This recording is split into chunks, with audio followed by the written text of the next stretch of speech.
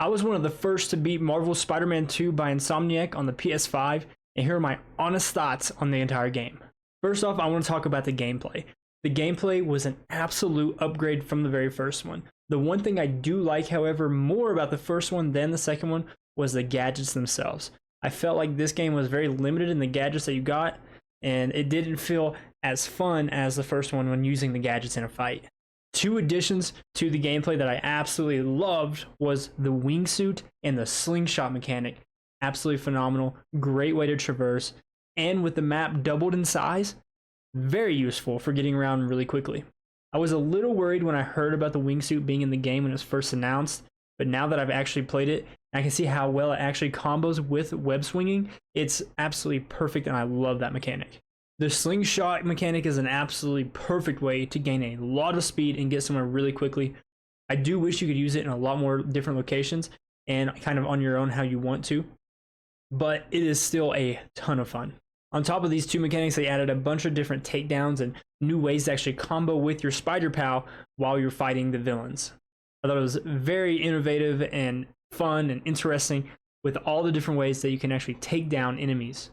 Overall, for the gameplay itself, I'm giving it a 9.5. Again, the only reason it's missing that half point is because I did enjoy the gadgets a lot more in the first Spider-Man game than I did this one. Something else that also ties a little bit into the story and the gameplay itself, the symbiote. When Peter gets the symbiote suit, it's absolutely fantastic. I love the different mechanics that you get with it, and I absolutely love the story choice of a little bit of venom still being left within Peter once he gets rid of it, and it turning into the anti-venom. That leads me directly into the story itself. There have been a ton of complaints online about some of the gameplay, but mostly about how long the story actually is. Don't get me wrong, I have no issue with how long the story is. I love a good, long game that I can just sit here for hours playing. And if you see me playing it here on YouTube, you saw me play it straight through in one sitting the second it came out. I think that stream was around 14 hours. This is exactly what I wanted out of this game. I wanted a long campaign, but I do have some issues with it. I think something that attributes to the length of the game is not the story itself. I think it's some of the boss fights. Some of the boss fights were so unbelievably long and redundant, in my opinion, that it just felt like they didn't need to be that long. I don't think there was a single boss in this game that had less than 3 stages. And 3 stages, honestly, is pretty typical for a video game villain. But at the same time, some of these side villains that you're fighting, they don't need more than 3 stages. One fight that comes to mind in particular is the Scream fight when you're getting closer to the end of the game, when MJ is actually infected by the symbiote suit and she becomes the Scream symbiote. This fight had 5 stages, and I think you only changed locations like 1 time. You had to beat her 5 times, and when you did, all that happened was a little bit of dialogue, and then you would fight again in the same exact location, and she had the same exact abilities. Typically with stages during boss fights in video games, you either change locations for the story or the villain themselves upgrade. Don't get me wrong, I absolutely loved fighting characters like Scream, but towards the end of those fights, I'm just like, at this point, okay, I've proven that I can beat her. I don't know why I'm still fighting when it's not even progressing the story at all. This is kind of a double-edged sword because on the other hand, it was very cool for all of the villains to feel like final boss fights. For me, it felt like there were 5 or 6 different boss fights that the game could have ended at, and I would have been happy. This story was an absolute thrill. I loved it, but another issue I have with it is that I feel like there were no real consequences for everything that happened throughout the game. The only person that really died was Kraven, and he was already dying. Then obviously Venom kind of died, but that wasn't really a person. I do feel like Harry should have stayed dead rather than Miles resurrecting him, but it's fine. We'll see what happens in the 3rd game.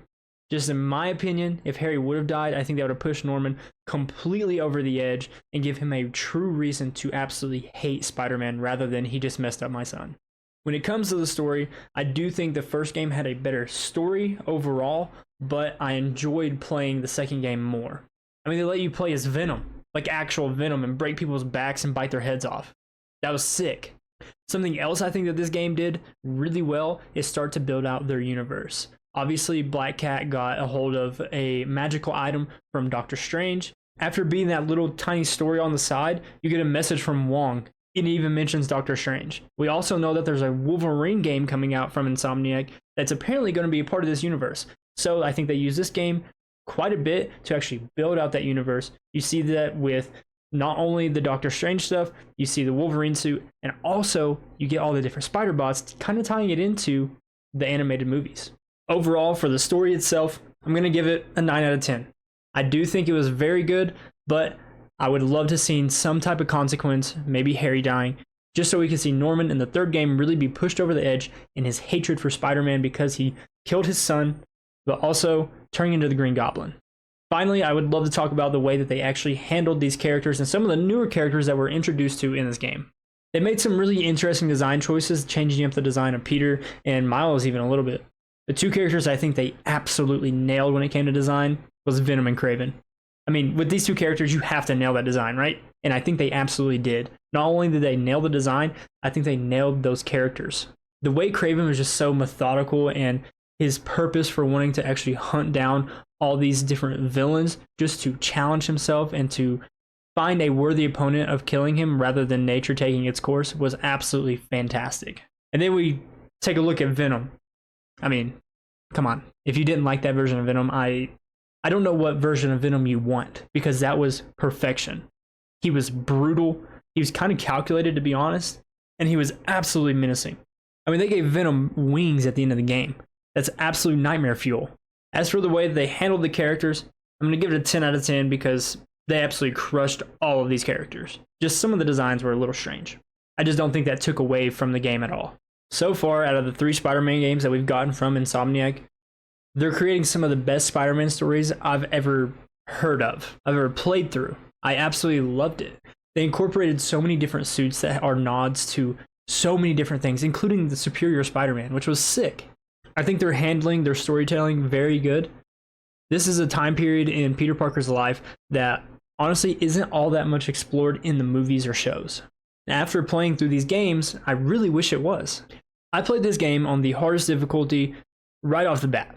And I had to say, the story itself was kind of difficult at times, but something I found kind of disappointing a little bit was the side missions. I felt like they were way too easy, especially since I was playing on the hardest difficulty. For that reason and some of the other reasons mentioned before in this video, I'm going to give the game overall as a whole a 9 out of 10. So that really just leaves one question. Should you buy and play Spider-Man 2?